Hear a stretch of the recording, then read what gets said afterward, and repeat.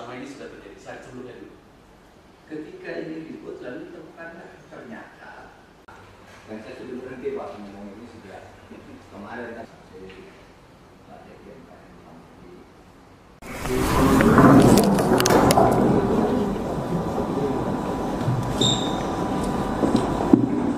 apa ini kok tegang? Hari Pak Amin.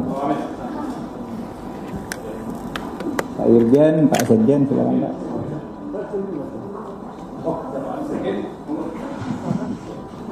Ya, Pak Sugeng, sudah Pak Ibu. Saudara sekalian, selamat sore. Saya ingin menyampaikan hasil pertemuan dengan pimpinan Kementerian Keuangan untuk mendapat penjelasan dari saya dan memberi penjelasan kepada saya terkait dengan isu transaksi mencurigakan karena pencucian uang, dugaan pencucian uang yang melibatkan sekitar 647 orang pegawai di Kementerian Keuangan sejak tahun 2009 sampai 2023. Sudah dibicarakan karena sebenarnya yang pertama itu saya dengan Menteri Keuangan itu sangat dekat, punya semangat yang sama, kalau tidak bisa dibilang sama persis ya, hampir sama. Itu punya semangat memberantas korupsi. Itu saya yakini Ibu Sri Mulyani dengan segala langkah-langkahnya dan laporan-laporannya di sidang kabinet. Saya juga mendukung itu dan saya selalu berbicara, selalu memberi tanda-tanda senyum bahwa itu cocok gitu. Kalau misalnya ada pembicaraan yang sangat keras gitu, karena kami punya semangat yang sama untuk memberantas korupsi, sehingga apa yang saya lakukan itu sebenarnya atas harapan dari Ibu Sri Mulyani dan dukungan saya ke Ibu Sri Mulyani. Nah, untuk itu maka saya jelaskan seperti berikut. Saudara, saya mengumumkan yang terakhir, ada transaksi mencurigakan yang terjadi di Kementerian Keuangan berdasarkan laporan atau informasi dari PPATK sejak tahun 2009 sampai 2023. Saya katakan transaksi yang mencurigakan sebagai tindakan atau tindak pidana pencucian uang.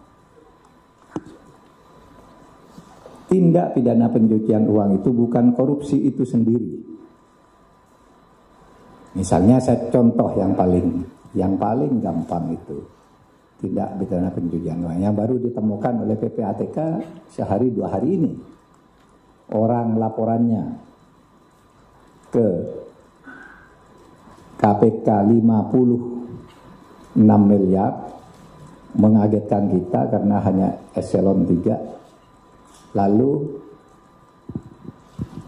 kita cari, oh LHP-nya 23 LHKN ya, LHKPN itu 56 golongan 3. Lalu saya tanya ke PPATK karena saya ketua komite pengendalian tindak pidana pencucian uang, pemberantasan tindak pidana pencucian uang. Saya tanya itu gimana tuh, bener enggak tuh? Lalu dibuka, Pak ini ada surat tahun 2013. Kami sudah temukan indikasinya bahwa yang bersangkutan diindikasikan melakukan tindak pidana pencucian uang.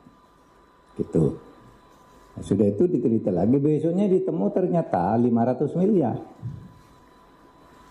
Nah saudara, yang mungkin korupsinya itu sendiri sedikit. Ya mungkin 10 miliar atau berapa gitu. Tetapi pencucian uangnya yang banyak. Kalau dia menerima uang misalnya korupsi 10 miliar karena gratifikasi, kan itu lalu kalau di dalam ilmu intelijen keuangan itu adalah di belakang dia anaknya punya rekening berapa, punya perusahaan berapa, uangnya dari mana, istrinya kekayaannya apa, kok sampai punya 6 perusahaan dan macam-macam gitu. Nah itu yang di dalam undang-undang kita supaya dikonstruksi dalam hukum tindak pidana pencucian uang. Sehingga kalau disimpulkan di Kementerian Keuangan itu memang benar ada masalah-masalah ini, tetapi tidak semuanya benar. Malah benarnya kalau dikaitkan dengan korupsi, itu yang dilakukan oleh Kementerian Keuangan itu sudah berhasil mengembalikan 7,08 triliun dari korupsi, dari kasus-kasus itu. Yang lain ada yang masih berjalan, ada yang sudah divonis oleh pengadilan, ada yang masih berproses, ada yang belum terlaporkan dan sebagainya. Nah itu yang diumumkan ke publik oleh Menko Polhukam, tetapi ingat Menko Polhukam tidak pernah menyebut nama orang dan angka untuk setiap rekening. Misalnya orang saya korupsi, lalu di belakang saya ini ada istri saya punya emas 2 ton, terus anak saya punya showroom, anak saya lagi yang satu. Nah yang begitu itu yang diduga tindak pencucian uang karena korupsi saya itu tadi yang beranak pinak gitu. Itu cara menghitung di intelijen keuangan. Itu juga yang saya lakukan ketika membongkar kasus Papua. Kalau dicari korupsi aslinya mana? Tidak ada, tapi kita tahu bisa dicari itu di belakangnya. Nah itu ketemu, ambil gitu. Nah saudara sekalian, oleh sebab itu saya tadi sudah mendapat penjelasan dari Bapak Suhasil Nazara, Wakil Menteri Keuangan, Bapak Sekjen Pak Heru, Bapak Irjen Pak Iwan, Pak Awan, dan saya didampingi oleh Pak Sugeng Deputi 3. Nah, saudara sekalian, kenapa kami mempersoalkan itu? Karena ada Inpres nomor 2 tahun 2017. Setiap informasi dugaan pencucian uang yang dikeluarkan oleh PPATK itu baik karena permintaan dari instansi yang bersangkutan ataupun karena inisiatif PPATK karena laporan masyarakat, itu begitu dikeluarkan nanti harus ada laporannya dari instansi yang bersangkutan menurut Inpres, feedback reportnya itu apa gitu. Nah itu tadi, lalu bermacam-macam, ada yang belum, ada yang sudah, dan seterusnya. Jadi tidak benar kalau kemudian isu berkembang di Kementerian Keuangan ada korupsi 300 triliun. Bukan korupsi, pencucian uang. Pencucian uang itu lebih besar dari korupsi, tapi tidak ngambil uang negara. Apalagi dituding ngambil uang pajak, itu enggak. Bukan itu. Mungkin ngambil uang pajaknya sedikit, nanti akan diselidiki. Karena misalnya kami mengambil sampling 7 kasus dari 197 kasus yang dilaporkan itu, 7 kasus itu tindak pidana pencucian uangnya sudah dihitung 60 triliun ya Pak Sugeng. Sudah 60 triliun dari 7 kasus tindak pidana pencucian uangnya. Dan selama ini kita tidak pernah mengkonstruksi kasus pencucian uang itu, padahal kita punya undang-undang. Hanya ada 1, 2, 3 lah ya orang dihukum karena pencucian uang, padahal itu jauh lebih besar dari korupsi. Korupsi itu terkait dengan anggaran negara yang dicuri. Oleh Kementerian Keuangan sudah berhasil dikembalikan 7,08 triliun. Nah yang pencucian uangnya yang 300-an ini akan kita tindak lanjuti. Oleh sebab itu nanti saya tadi berpikir, saudara, kalau misalnya ada permintaan ke kementerian untuk diselidiki tindak pencucian uang, kan terus saya harus kasihkan ke aparat penegak hukum, KPK atau kejaksaan atau polisi. Nah saya berpikir nanti masa undang siapa yang membagikan ini, kalau dalam sebulan tidak ada perkembangan saya ambil, saya pindah, karena saling ngambil sendiri nggak bisa. Gitu. Begitu masuk ke satu lalu diolah sendiri, dinikmati sendiri, tidak jalan, tidak boleh pindah ke aparat lain. Itu salah satu penyebab macet. Nanti kita akan panggil, kok sekian lama tidak ada perkembangan, pindah. Dari misalnya kejaksaan ke KPK. Jadi berdasar kesepakatan aja di sini antar pimpinan. Kalau menunggu undang-undang itu dibuat, ya tidak selesai lagi, kita kesulitan lagi untuk menyelesaikannya. Saya kira itu, saudara, dari saya tadi sama Kementerian Keuangan. Saya sebenarnya mau jumpa pers dengan saudara ini bersama Bu Sri Mulyani. Tapi Bu Sri Mulyani baru mendarat dari Jogja, saya baru menjabat dari Denpasar. Sementara besok lusa saya sudah harus ke Australia lagi. Sudah disepakati bersama Pak Wamen saja bahwa kita membangun komitmen hari ini. Ya. Oke, saya kira itu penjelasan saya. Silakan, Pak. Makasih Pak Menko. Teman-teman media yang saya hormati, Assalamualaikum warahmatullahi wabarakatuh. Pada sore hari ini saya bersama Pak Sekjen, Pak Irjen mendapat kesempatan memberikan update kepada Pak Menko Polhukam terkait beberapa pemberitaan yang terakhir. Dan saya rasa ini adalah dengan diskusi yang barusan dilakukan, kita mereaffirm komitmen bersama bahwa di Kementerian Keuangan kami akan terus berkomitmen untuk menjaga integritas seluruh pegawai kita dalam hubungannya dengan administrasi kepegawaian. Artinya apa? Ya harus disiplin pegawai. Disiplin pegawai harus ditegakkan, kemudian integritas kita tegakkan terus. Teman-teman sekalian, yang terkait dengan integritas ini, titik masuk salah satunya adalah laporan harta.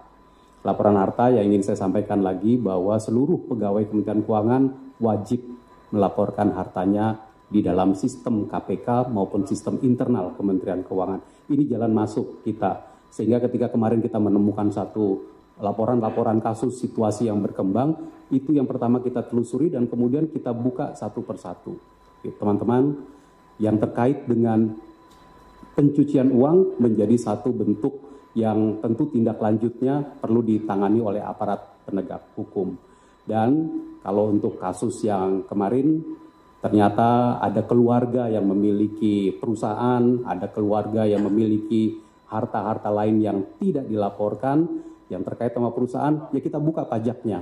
Dan itu yang kemudian sekarang berkembang sehingga laporan-laporan pajaknya menjadi jalan masuk juga berikutnya. Terkait dengan laporan dari PPATK, saya bisa sampaikan bahwa Kementerian Keuangan dengan PPATK itu memiliki dua stream kerjasama. Stream yang pertama adalah kita selalu meminta kepada PPATK untuk memberitahu kita untuk individu-individu pegawai yang memang sedang mau promosi, akan mutasi, ada laporan, ada dugaan fraud, kita minta informasi kepada PPATK. Dan ini bentuk kerjasama yang luar biasa yang memang sudah dilakukan secara terus-menerus dengan PPATK dari tahun 2007. Sejak tahun 2007 sampai dengan sekarang ada 266 pertukaran laporan yang disampaikan PPATK kepada kami maupun yang diminta oleh Kementerian Keuangan kepada PPATK. Selain stream pertama itu, yang nanti biasanya itu rinci sekali transaksi dan juga analisis.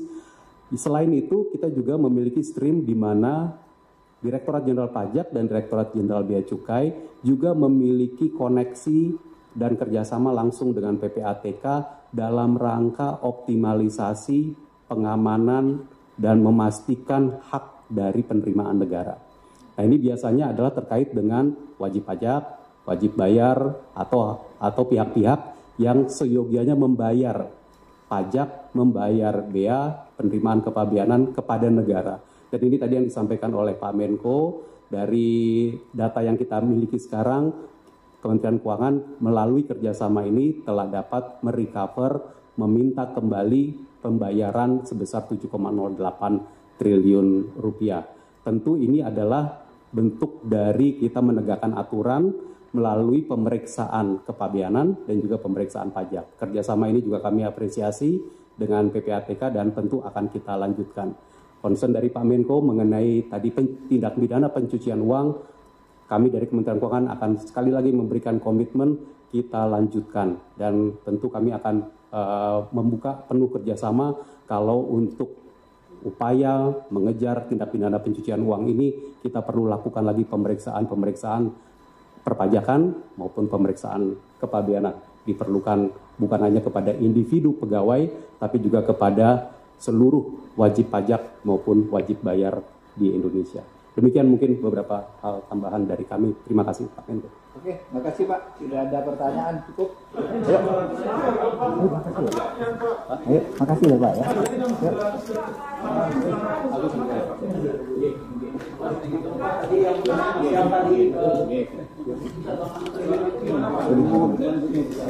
Ayo.